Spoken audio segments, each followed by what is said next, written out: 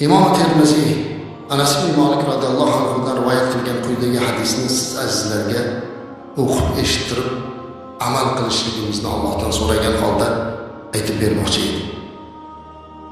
Ida aradallohu bi 'abdihi al-khayr. Agar Alloh deyaptilar payg'ambarimiz alayhissalatu vassalam, agar Alloh qaysi bir bandaga yaxshilikni ravo ko'rsa, ajjala lahu al-uqubata fi dunya. Alloh taolo o'sha bandani mana shu dunyoni o'zida jazo beradi. Hammamiz gunohkormiz. Shu bandaga yaxshiligini ravo ko'rsa, shu dunyoda Alloh taolo unga ba'zi bir uqubatlarni berib turar ekan. Kimni yomon ko'rsa, bu dunyoda har qancha holati bo'lsin, unga uqubat bermasdan narigi dunyoda jazosiga saqlab qo'yar ekan, Alloh saqlasin. Shuning uchun ozginagina betob bo'lishligimizga ham alhamdulillahki gunohlarimizga kafforat bo'lar ekan. Bunaqa holatda albatta shukr qilib sabrda turishligimiz kerak. Sabr qilsak inshaalloh Alloh buni ziyodasini beradi.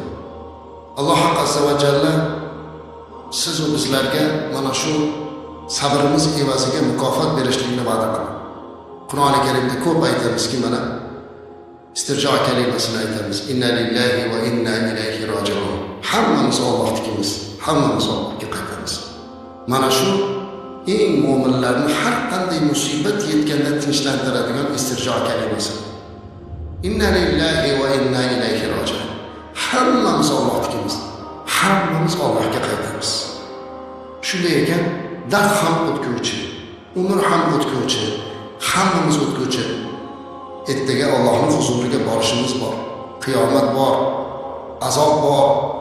Shunday ekan, biz o'zimizni to'g'rilashimiz kerak. Tavba qilishimiz kerak azizlar. Alloh taologa shukr qilib, tafakkur, tadabbur qilib, mana shu musibatlarning orqasidan ham o'zimizga kerakli